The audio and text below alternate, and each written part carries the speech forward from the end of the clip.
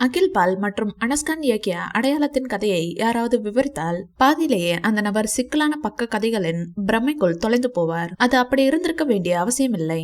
ஏனென்றால் அதன் மையத்தில் ஒரு சுவாரஸ்யமான மற்றும் பெரும்பாலும் சிக்கலற்ற கதைக்களம் இடைவெளி வரை படத்தை தாங்கி நிற்கிறது. அதன் பிறகு பார்வையாளர்களை யோகிக்க வைக்கும் அழுத்தத்தில் திரைக்கதை எழுத்தாளர் செயல்படுவதை காணலாம். ஏனென்றால் பாதியில் அனைத்து முக்கிய வீரர்களை பற்றியும் கிட்டத்தட்ட ஒரு யோசனையை பெறுகிறோம். மேலும் வெளிக்கொணர இன்னும் கொஞ்சம் உள்ளது. இந்த கட்டத்தில் தான் எழுத்தாளரின் கடினமான பணி தொடங்குகிறது. வில்லனின் உண்மையான நோக்கங்கள் மற்றும் ஹீரோவின் உண்மையான அடையாளத்திற்கான விரிவான கதைக்களத்தை உருவாக்குகிறது. இந்த படத்தின் வெற்றியை கொண்டாடும் விதமாக நேற்று வெற்றி விழா நடைபெற்றது.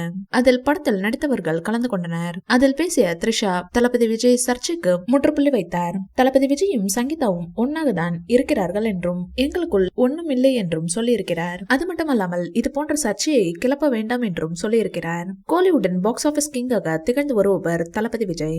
இவர் நடிக்கும் படங்கள் சுமாராக இருந்தாலும் சரி, சூப்பராக இருந்தாலும் சரி, அது நிச்சயம் பாக்ஸ் ஆபீஸில் வசூலை வாரி குவித்துவிடும். அந்த அளவுக்கு தயாரிப்பாளர்களின் தங்க மகனாக இருக்கிறார் தளபதி. இந்த ஆண்டு அவர் நடிப்பில் வெளியான கோட் திரைப்படம் ரூபாய் 450 கோடிக்கும் மேல் வசூலித்து இந்த வருடத்தின் அதிக வசூலிட்டிய தமிழ் திரைப்படம் என்கிற சாதனையையும் படைத்துள்ளது. கோட் படத்தின் வெற்றியை தொடர்ந்து தளபதி விஜய் நடிப்பில் தளபதி 69 திரைப்படம் உருவாகி வருகிறது. இப்படத்தை ஹெச் வினோத் இயக்குகிறார். இப்படத்தில் நடிகர் விஜய்க்கு ஜோடியாக பூஜா ஹெக்டே நடித்துள்ளார். இப்படத்தை கேவிஎன் நிறுவனம் தயாரிக்கிறது.